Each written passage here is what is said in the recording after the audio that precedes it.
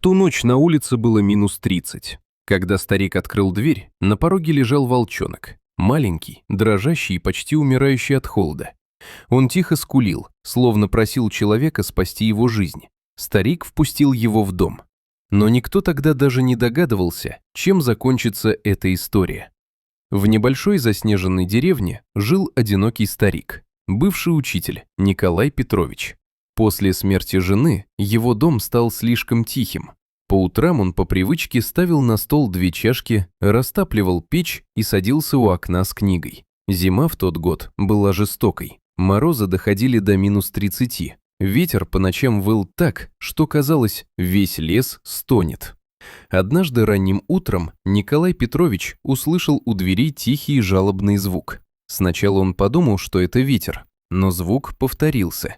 Старик открыл дверь и замер. На пороге лежал маленький волчонок. Его шерсть покрывал иней, лапы дрожали, а большие глаза смотрели так, словно он просил помощи. Николай Петрович понимал, оставь он зверька на морозе, тот погибнет. Но взять дикого волка в дом тоже было рискованно. Однако волчонок снова жалобно пискнул, и старик не смог пройти мимо. Он поднял малыша на руки, занес в дом и уложил возле теплой печки, завернув в старый шерстяной плед покойной жены. Потом согрел молока и поставил перед ним блюдце. Волчонок пил жадно, словно возвращаясь к жизни. «Ну что ж, будешь Сережкой», – тихо сказал старик. Первые дни волчонок боялся человека, прятался и настороженно наблюдал за каждым движением. Но Николай Петрович был терпелив. Он говорил спокойно, не делал резких движений, каждый день кормил и заботился о малыше. Постепенно Сережка начал доверять. Сначала перестал прятаться, потом стал подходить к миске при хозяине, а через неделю позволил погладить себя по голове. Зимой они проводили вечера вместе у печки. Николай Петрович читал вслух книги и рассказывал о своей жизни. Волчонок лежал рядом, положив голову ему на колени. «Знаешь, Сережка», – однажды сказал старик, – «я думал, что после смерти жены больше никому не нужен, а ты появился».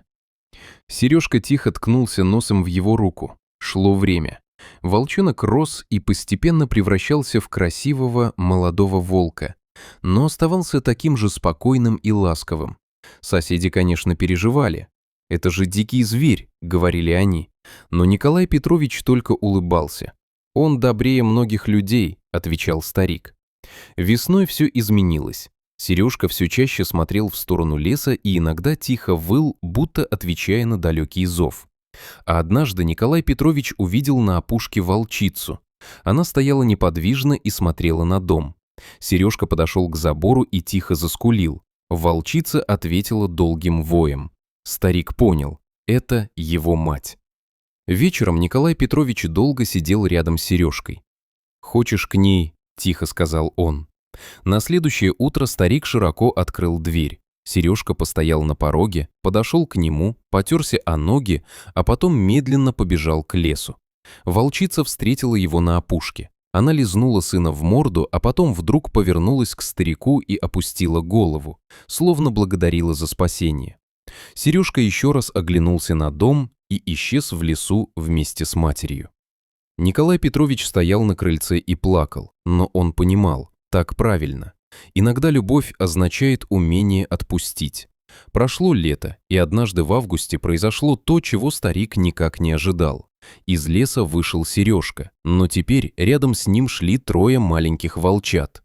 Молодой волк подошел к забору и тихо заскулил. Один из малышей даже позволил старику осторожно коснуться его мордочки. «Привел познакомиться», – прошептал Николай Петрович. С тех пор волчья семья иногда приходила к дому. Они просто стояли у забора, словно навещали старого друга. И тогда старик понял, он больше не один. Иногда добро, подаренное однажды холодным зимним утром, возвращается самым удивительным образом.